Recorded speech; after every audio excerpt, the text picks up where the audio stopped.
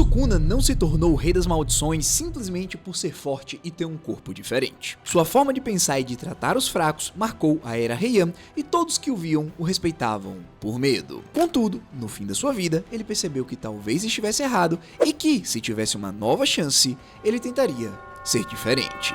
Pessoal, o Sukuna nasce mais de 1000 anos antes da história principal, durante a Era Heian, considerada dentro da obra como a Era de Ouro do Jujutsu. Antes mesmo de vir ao mundo, a vida dele já estava marcada por violência e sobrevivência extrema. A própria mãe, faminta, carregava a gravidez em condições precárias, e, para evitar morrer de desnutrição ainda no útero, o Sukuna acaba absorvendo o próprio irmão gêmeo antes mesmo de nascer e de se tornar muito poderoso. E galera, isso aqui é muito importante, porque lembrem-se que gêmeos em Jujutsu Kaisen dividem tudo, pois são considerados como um só indivíduo. O que significa que quando Sukuna devorou seu irmão, ele absorveu a outra parte da energia amaldiçoada, se transformando 100% em algo que não deveria existir, e isso é marcado pelo seu corpo diferente, apesar dele ser humano. Esse detalhe específico funcionaria como a base simbólica de tudo que ele se tornaria depois. A existência dele começa através do consumo, a primeira vitória dele acontece contra o próprio irmão, e a sobrevivência dele nasce literalmente tomando para si algo que deveria ter sido compartilhado. Séculos mais tarde descobrimos que o Yuji está diretamente ligado à linhagem desse mesmo irmão gêmeo devorado,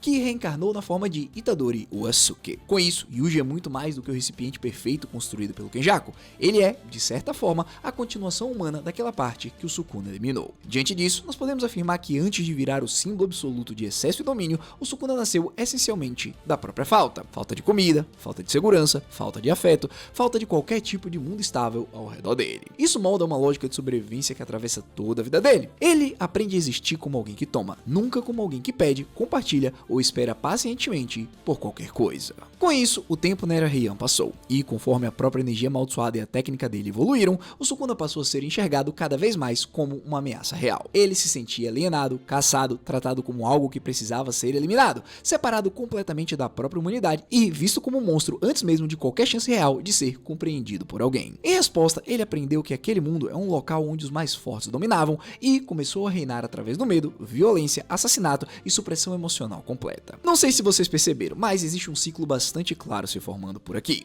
Quanto mais o Sukuna mata, mais o mundo passava a temê-lo. Quanto mais o mundo o temia, mais ele se isolava. E quanto mais ele se isolava, mais rápido ele se transformava exatamente no monstro que todo mundo já esperava que ele fosse desde o seu nascimento. Pessoal, o Sukuna é sádico, arrogante, cruel, extremamente inteligente, impaciente com qualquer sinal de fraqueza, indiferente à própria vida alheia, fascinado por força bruta, incapaz de submeter a qualquer coisa e movido quase sempre pelo próprio prazer imediato. Ele não respeita bondade, inocência ou moralidade convencional. Respeita a força, talento genuíno, criatividade aplicada, domínio técnico avançado, coragem e potencial verdadeiro. E é exatamente por isso que ele se interessa por personagens como o Megumi, o Gojo, o Higuruma, a Maki, o Yuta, o Kenjaku e até mesmo o próprio Yuji, mesmo ele odiando profundamente admitir isso. O Sukuna não odeia os fracos por serem maus ou bons. Ele odeia porque, dentro da própria lógica dele, a fraqueza representa uma existência completamente sem valor. Porém, dentro de toda essa frieza, existe uma única pessoa que o Sukuna aceita manter por perto: Uraume. Ele funciona como servo, protegido, cozinheiro pessoal, cúmplice silencioso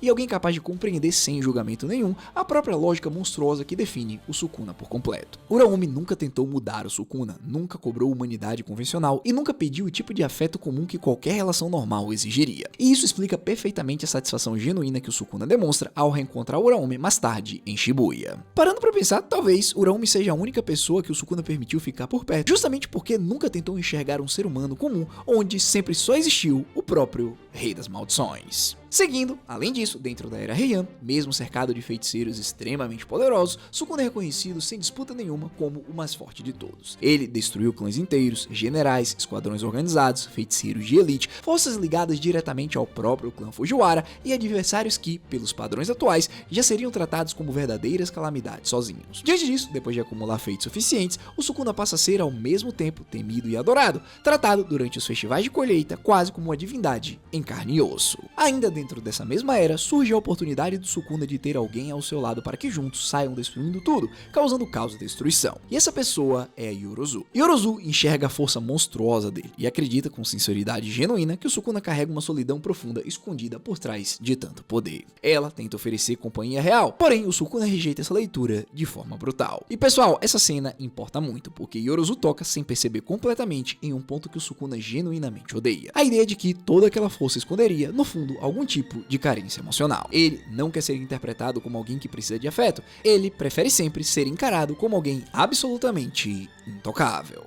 O Sukuna passou todos os seus anos na Era Heian entediado, sem ter um propósito de verdade, até que ele conhece o Kenjaku e fecha um acordo com ele. Naquele momento, o Sukuna divide a sua alma em 20 objetos amaldiçoados distintos, os próprios dedos, que existem principalmente como forma de preservar a existência dele através dos séculos seguintes. Só que, com o passar do tempo, esses mesmos dedos acumulam poder, atraem outras maldições ao redor dele e se transformam em relíquias extremamente perigosas. Diante disso, os selos originais começaram a enfraquecer aos poucos, abrindo caminho para que os eventos da Era Moderna permitam finalmente o retorno completo dele. Aqui é onde a história que conhecemos se inicia, porque um desses 20 dedos acaba parando dentro do próprio colégio do Yuji. Naquele lugar, o clube de ocultismo local encontra o objeto, o que faz com que várias maldições sejam atraídas. Diante dessa situação, o Megumi vai pra lá e tenta recuperar o objeto, mas a situação sai completamente do controle. O Yuji engole o dedo justamente para salvar os próprios amigos e o Sukuna retorna dentro daquele corpo específico com uma intenção bastante clara: matar, destruir e assumir o controle total o mais rápido possível. Só que existe um problema real logo de cara. O Yuji consegue de alguma forma retomar o próprio corpo, e isso por si só já transforma ele imediatamente em um receptáculo completamente anormal. Pouco depois, o Gojo aparece e humilha o Sukuna sem esforço nenhum, já que naquele momento o rei só possui uma fração do seu poder. Após essa luta, o Yuji é levado para o colégio Jujutsu e o resto da história vocês já conhecem. Contudo, a relação entre Sukuna e Yuji é muito mais complexa. O Sukuna odeia o Yuji porque ele representa ao mesmo tempo tudo aquilo que ele sempre rejeitou: empatia genuína, valorização de quem é considerado fraco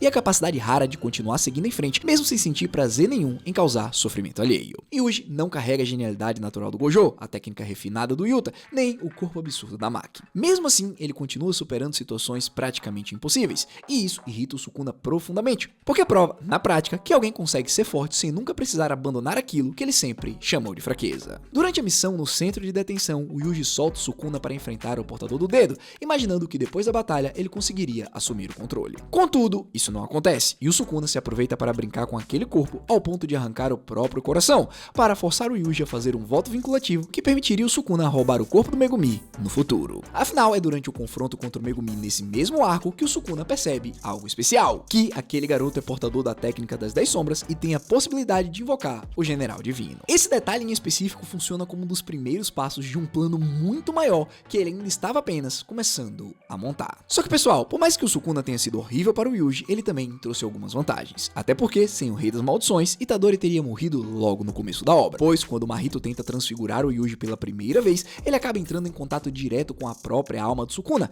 que avisa de forma bastante clara que aquilo nunca deveria se repetir. Um pouco depois, quando o Mahito volta a tocar essa mesma alma através do próprio domínio dele, é punido imediatamente e sem hesitação nenhuma. Isso mostra o nível de consciência e domínio espiritual que o Sukuna carregava, mesmo estando tecnicamente preso dentro do corpo de outra pessoa. A alma dele nunca funcionou como uma simples prisão qualquer. Ela funcionava como uma espécie de sala de trono pessoal, um espaço onde até mesmo alguém do calibre do Mahito só conseguia entrar sob total submissão. Porém, independente de qualquer coisa, o que o rei causou depois fez o Yuji desejar ter morrido anteriormente. Em Shibuya, Yuji fica extremamente vulnerável. Ele fica inconsciente após a luta contra o Chozo e Nanako e Mimiko entregam um dedo adicional a ele. Logo depois, o Jugo aparece e força mais 10 dedos de uma vez, fazendo o Sukuna despertar já com 15 dedos completos absorvidos. Nesse nível de poder, a simples presença dele já basta para espalhar terror, transformando Shibuya inteira em um verdadeiro palco de massacre. Contra o Jogo especificamente, o Sukuna trata a luta como pura brincadeira, chegando a oferecer um acordo irônico. Se o Jogo conseguisse acertar ele nem que fosse uma única vez, ele ajudaria as maldições com o plano deles. Contudo, o Jogo nunca teve chance. Para o Sukuna, mesmo a maldição especial daquele calibre ainda funcionava só como entretenimento passageiro. Também, ao mesmo tempo que essa luta acontecia, Megumi invocou o Mahoraga contra o Haruta. E aí, depois de derrotar o Jogo, o Sukuna intervém diretamente, impedindo que aquele ritual matasse o Megumi. E é durante esse confronto que o Sukuna aprende na prática como a roda do Mahoraga funcionava, como a própria adaptação dele acontecia e como seria possível futuramente superar essa mesma adaptação utilizando a lógica certa. No fim, para conseguir vencer ali, ele recorreu ao seu domínio e às chamas divinas, causando uma destruição sem precedentes em Shibuya. Para falar a verdade, essa luta específica nunca foi apenas mais uma vitória isolada. Foi na prática a aula que ensinou ao Sukuna passo a passo como matar o Gojo muito mais tarde. Diante disso, depois do massacre em Shibuya, o Sukuna devolve o corpo para o Yuji bem no meio de toda aquela destruição, garantindo que ele visse com os próprios olhos os corpos espalhados, o fogo ainda queimando, a ruína completa da cidade, o resultado direto daquilo que ele mesmo chama de fraqueza e a própria culpa de ter servido de recipiente para tudo aquilo acontecer. Afinal, o Sukuna nunca quis apenas matar o Yuji, o que o rei realmente queria era quebrar aquele garoto por dentro de forma definitiva. Depois disso, Itadori e seu grupo passam pelo jogo do abate e finalmente, quando acham um anjo, o rei coloca o seu plano em prática. No momento em que eles iam salvar a Tsumiki, ela acaba se revelando como sendo a Yorozu reencarnada. Então, o Sukuna, se aproveitando da confusão, finalmente utiliza o próprio voto vinculativo para assumir o corpo do Yuji, explora a brecha específica escondida naquele acordo antigo, arranca um dedo do próprio corpo dele e força o Megumi a engolir esse mesmo dedo, transferindo a própria alma. Ele nunca teve certeza absoluta que esse processo específico funcionaria por completo, mas ele confiava profundamente na própria experiência acumulada e no potencial real que já tinha identificado no Megumi havia tempos. E aí, pessoal, nesse momento tudo muda, porque nas mãos do Megumi, as 10 sombras sempre representavam apenas potencial parcialmente explorado. Só que nas mãos do Sukuna, essa técnica vira uma arma absoluta, capaz de até mesmo domar uma Horaga pela primeira vez na história do Jujutsu. Além disso, para garantir que o Megumi nunca conseguisse resistir por dentro, o Sukuna pede para que a Uraumi preparasse um ritual específico, pensado justamente para afogar a alma do garoto em uma espécie de sono forçado, causado pelo pesar de ter o seu corpo utilizado para matar a própria irmã. Pessoal, naquele ponto da história, tudo estava indo de acordo com os planos do rei. Só faltava ele enfrentar o homem que era considerado o feiticeiro mais forte da era moderna. Só que antes desse confronto, ele consome os dedos restantes ainda disponíveis e o próprio corpo mumificado remanescente da era Heian,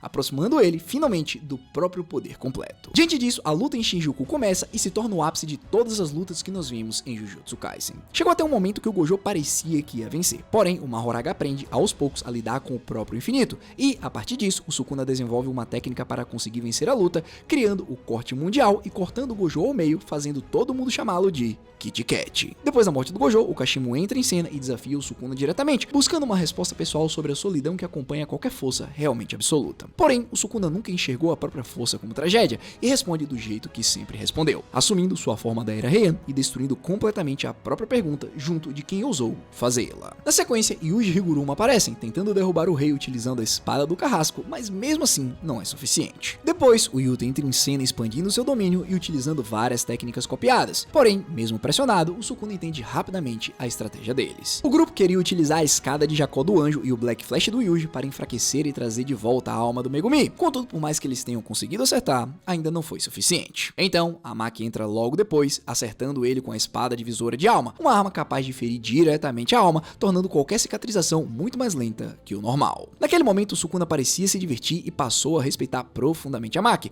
justamente porque ela representa um caminho completamente diferente de alcançar de poder absoluto, sem depender especificamente da energia amaldiçoada. Depois desses confrontos iniciais, outros nomes entram apenas para ganhar tempo precioso. Só que ninguém consegue vencer o Sukuna sozinho em nenhum momento dessa guerra. Cada personagem específico remove uma camada, compra alguns segundos extras e empurra ele aos poucos um pouco mais perto da própria queda. Então, quando as coisas pareciam estar se encaminhando para um desfecho, o Sukuna utiliza um voto vinculativo, reabre o próprio domínio e libera as chamas divinas, achando que iria conseguir matar o Yuji. Porém, o Chozo intervém se sacrificando diretamente para proteger o seu irmão. Depois, todo Aoi retorna com uma versão aprimorada da própria técnica amaldiçoada, o Boogie Woogie, e o Sukuna reconhece rapidamente o problema real que aquilo representa, já que a imprevisibilidade criada por ele dificulta qualquer tentativa de adaptação imediata. Além disso, o Yuta copia a técnica do Kenjaku e coloca o próprio cérebro dentro do corpo do Gojo morto, impressionando o Sukuna com o nível de sacrifício que aqueles feiticeiros ainda estavam dispostos a pagar. Galera, nesse ponto a gente precisa entender que foram várias pessoas utilizando várias técnicas, todos tentando vencer de uma vez por todas aquele inimigo que representava o ápice de poder. Porém, independente disso, o verdadeiro objetivo do Yuji durante toda essa reta final nunca foi simplesmente matar o Sukuna. Sempre foi separar ele completamente do corpo do Megumi, tentando poupar o Rei das Maldições. Cada golpe específico passou a mirar diretamente na fronteira entre as duas almas, os pontos exatos onde o Sukuna se ancorou dentro daquele corpo emprestado. Como Yuji dividiu o corpo com o Sukuna por muito tempo, ele entende melhor do que qualquer outra pessoa exatamente como aquela alma funciona por dentro de um receptáculo. Então, diante disso, o Yuji expande seu domínio pela primeira vez e oferece ao Sukuna uma última possibilidade real de escolha, não como um simples ataque físico, mas como um confronto genuinamente filosófico. Obviamente, o Sukuna rejeita. Ele nunca aceitou arrependimento, nunca aceitou humanidade e nunca aceitou piedade vinda de quem quer que fosse. Não é à toa que quando ele sente que o Yuji realmente tem pena dele, ele fica ainda mais furioso do que qualquer outro momento daquela guerra. Nesse momento, o Sukuna promete matar o Yuji e todas as pessoas que o garoto ama, apenas para provar o quanto que ele era superior. E assim, eu tenho certeza que o Sukuna tinha chances reais de vencer, mas tinha uma coisa que ele não poderia imaginar. O seu último dedo, aquele que o Gojo escondeu e selou, seria o motivo da sua derrota. Porque, depois de curada, Nobara retorna e utiliza sua técnica de ressonância para afetar diretamente a alma do Rei das Maldições através desse dedo. Isso abre uma brecha suficiente para que o Yuji acerte pela última vez um Black Flash que separa completamente a alma do Sukuna da do Megumin. E mesmo assim, depois da separação definitiva das duas almas, o Yuji ainda oferece ao Sukuna a possibilidade real de voltar para dentro dele. Isso, pessoal, carrega um peso simbólico enorme, considerando que o Yuji, a pessoa que mais sofreu diretamente nas mãos do Sukuna, ainda oferece mesmo assim uma saída genuína. Só que infelizmente o Sukuna recusa, dizendo que prefere desaparecer de vez a continuar existindo como prisioneiro dentro de alguém que ele nunca conseguiu realmente dominar por completo. E então, no fim de tudo, o Sukuna encontra o Mahito em um espaço situado entre a vida e a morte, um reencontro simbolicamente perfeito, já que os dois sempre representaram, cada um à própria maneira, crueldade extrema e negação completa da própria humanidade alheia. E é nesse mesmo lugar que algo incrível acontece. O Sukuna diz que sempre teve dois caminhos que poderia escolher, revelando um lado de causa e destruição representado pela Yorozu e outro de amor e compreensão representado pela Uraomi. Diante disso, ele escolhe o da Uraomi, pois ele foi derrotado exatamente pelo ideal que aquele caminho representa, mostrando que finalmente ele estava pronto para buscar entender os seus sentimentos ao invés de desprezá-los. Só que, galera, isso não redime o Sukuna em hipótese nenhuma, mas sugere pela primeira vez em 1000 anos inteiros que talvez ele finalmente tenha entendido que sempre existiu sim uma alternativa real disponível. Bom, pessoal, diante de tudo isso, a gente pode chegar à conclusão que o Sukuna funciona dentro da obra como uma antítese direta e completa para o Yuji. Enquanto o Yuji representa empatia genuína, sacrifício real, humanidade plena, resistência emocional, valorização absoluta da vida alheia e conexão verdadeira com outras pessoas, o Sukuna sempre representou ego, consumo, isolamento voluntário, poder absoluto, desprezo declarado pelos fracos e rejeição sistêmica de qualquer tipo de afeto. A luta final entre os dois representa na prática uma pergunta central que atravessa a obra inteira. O que realmente torna alguém forte? Para o Sukuna, força sempre significou não precisar de absolutamente ninguém, enquanto para o Yuji, força sempre significou continuar carregando outras pessoas, mesmo sofrendo profundamente por conta disso. No fim, o Sukuna nasceu devorando o próprio irmão só para conseguir sobreviver e morreu derrotado justamente por um garoto que só venceu porque nunca parou de carregar outras pessoas nas próprias costas. E essa talvez seja a ironia mais completa de toda a obra. O Rei das Maldições, o ser mais poderoso que já existiu, perdeu exatamente para aquilo que sempre tratou publicamente como fraqueza